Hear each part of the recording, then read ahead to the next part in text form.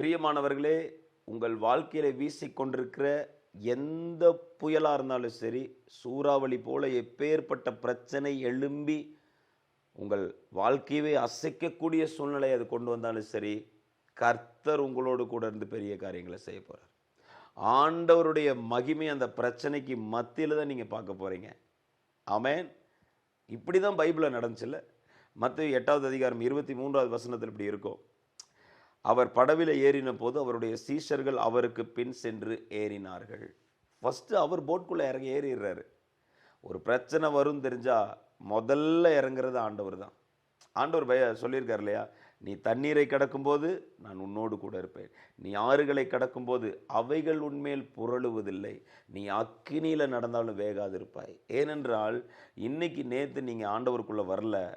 எபேசியர் 1வது அதிகாரம் 4வது வசனத்தின்படி உலக தோற்றத்திற்கு முன்பாகவே, before the foundation of this world, இந்த உலகம் உருவாக்கப்படுகிறதற்கு முன்பாகவே கிறிஸ்து இயேசுவுக்குள்ளாக நீங்கள் முன்குறிக்கப்பட்டிருக்கிறீர்கள். 1 பேதுரு 1வது அதிகாரம் 2வது வசனத்தின்படி the foreknowledge of God, தேவனுடைய முன் அறிவின்படி அவர் முன்னாடியே எல்லாத்தையும் பார்க்கக்கூடியவராக இருக்கிறார். இந்தந்த நாளில் இந்தந்த காரியங்கள், இந்தந்த சம்பவங்கள் நடக்கும், இந்தந்த மக்கள் என்னை நேசிப்பார்கள், இந்தந்த மக்கள் என்னை விரும்புவார்கள் என்பது he is having the foreknowledge. அவர் முன்னாடி எல்லாவற்றையும் பார்த்திருக்கிறார். எனவே நம்முடைய தகப்பன் நம்மை பார்த்து கொண்டிருக்கிறவர், எல்லாவற்றையும் திட்டம் பண்ணி இருக்கிறவர். நம்ம ஒரு கடினமான சூழ்நிலைக்கு போயிருக்கும்போது முதலில் அவர் அந்த படகுக்குள்ள இறங்கி வந்திருப்பார். ஒரு பெரிய புயல் அடிக்க போதுன்னு ஆண்டவருக்கு தெரியும். he is going and just lying. அவர் அந்த பெட்டில் முன்னாடி போயிட்டு அந்த முன்னாடியில் அவர் படுத்து தூங்கிட்டு இருக்கார் அந்த படகுல. he is just sleeping. இன்னைக்கு நிறைய பேர் ஒரு பெரிய பிரச்சனை வரப்போகுதுன்னு தெரிஞ்சால் நிறைய சூழ்நிலைகள் என்ன ஆயிடும், கலங்கி போயிடுறோம், பதறி போய் அது நடக்குதோ இல்லையோ நடக்கிறதுக்கு முன்னாடியே பயங்கரமாக பெணாத்துறோம். இப்படி ஆயிருமோ, அப்படி ஆயிருமோ, இது நடந்துருமோ, என் உயிர் போயிருமோ, என் ஹெல்த் பிரச்சனையாக இருக்குது, என் குடும்பத்தில் பிரச்சனையாக இருக்குது, என் பிஸ்னஸில் இவ்வளோ பெரிய பிரச்சனை இருக்குது, எல்லாம் முடிஞ்சிருமோ, இப்படி ஆயிருமோ, இப்படி ஆயிருமோ, பயம்.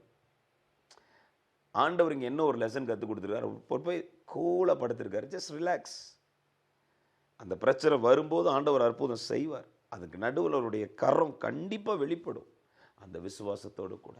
ஏனென்றால் என் படகில் ஆண்டவர் இருக்கார், ஆண்டவருடைய படகில் நான் இருக்கிறேன், என்னுடைய படகில் ஆண்டவர் இருக்கிறார். எந்த புயல் வந்தாலும், எந்த சூறாவளி வந்தாலும், எப்பேற்பட்ட காரியம் நடந்தாலும் எங்களை பாதுகாக்க, எங்களை ரட்சிக்க, எங்களை காப்பாற்ற ஆண்டவர் இருக்கிறார் என்று நம்ம விசுவாசத்தோடு அந்த படகில் இருக்க வேண்டும். ஆண்டவர் அதை விரும்புகிறார். இவங்களும் கூட போய் பதறி போய் அவரை எழுப்புறாங்க இல்லையா, அவங்க ஜெபிக்கிறாங்க, ஆண்டவரே எங்களை ரட்சியும், நாங்கள் மடிந்து போகிறோம். இங்கிலீஷில் இருக்கும், லார்ட் வி ஆர் டையிங், நாங்கள் சாக போகிறோம், எங்களை ரட்சியும், நாங்கள் சாக போகிறோன்றாங்க. இதில் அவங்க ஃபஸ்ட்டு ஜபத்தில் ஃபஸ்ட்டு சொன்னாங்களே, எங்களை ரட்சியும், ஆண்டவரே என்னை காப்பாற்றும், ஆண்டவரே என்னை தூக்கி விடும், ஆண்டவரே இந்த பிரச்சனையிலேருந்து வெளியே கொண்டு வரும் அப்படின்னு நம்ம ஜெபம் பண்ணலாம். ஆண்டவரே நான் சாக போகிறேன், ஆண்டவரே நான் உயிரோடு இருக்க போவதில்லை, இப்படி ஆகி போயிடும் எனக்கு. அந்த இடத்துல ஆண்டவர் இருக்கும்போது நம்மளை சாக விட்டுருவாரா?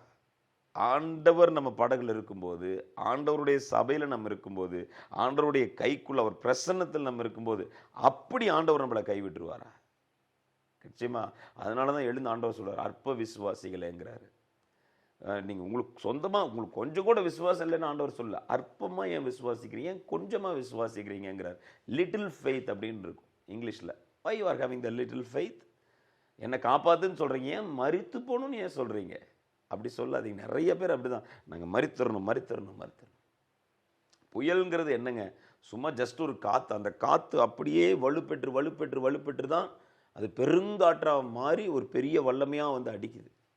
இன்றைக்கி அதே மாதிரி தான் நிறைய சூழ்நிலைகளில் நம்ம சில பிரச்சனைகளை பேசியே அது புயலாக மாற்றிடும். அது புயலாக மாறி படகையே அசைக்கத்தக்கதாக மாறிடுது. அந்த பிரச்சனையை ஸ்டார்டிங்லேயே விட்டுறணும். வீட்டில் ஒரு வாக்குதான் வருது, குடும்பத்தில் ஒரு காரியம் இருக்குது, மற்ற பிஸ்னஸ் காரியங்கள் எதுலேயும் ஒரு காரியம் லேசாக ஆரம்பிக்கும் போது அந்த சண்டையை அப்படியே விட்டு பழகிடணும். அதை அப்படியே விட்டு வெளியே வர்றதுக்கு எவ்வளோ தூரம் முயற்சி செய்ய முடியுமோ அவ்வளோ தூரம் நம்ம முயற்சி செய்து வெளியே வரும். அதை நம்ம திரும்ப பேசிக்கிட்டே இருக்கிறது, வீட்டில் படுத்துட்டு பேசிக்கிறது, உட்காந்துட்டு பேசுறது, நடக்கும்போது யோசிக்கிறது, அதையே யோசிச்சுட்டு இருந்தீங்கன்னா அது புயலாக மாறிடும். ஆண்டவர் மேலே உங்கள் சிந்தனையை வைங்க. கூட யார் இருக்கிறாரு அப்படிங்கிறத உங்கள் மைண்டில் நீங்கள் அதிகமாக பதித்து கொள்ளுங்கள். அப்படிங்கும்போது இந்த புயல் ஒரு விஷயமே இல்லை, ஆண்டவர் மாற்றிடுவாருங்கிற விசுவாசம் நமக்குள்ளே வரும். இயேசுவை பார்க்கும் பொழுது தான் நமக்கு விசுவாசம் அதிகரித்து கொண்டே இருக்கும். ஆமேன். எனவே நிச்சயமாகவே நாம் புயலுக்கு மத்தியில் ஆண்டவரை நம்புவோம், ஆண்டவரை மாத்திரமே சார்ந்து கொள்வோம். கர்த்தரும் நம்மை சேதமில்லாமல் பாதுகாக்க வல்லவராயிருக்கிறார். God bless you.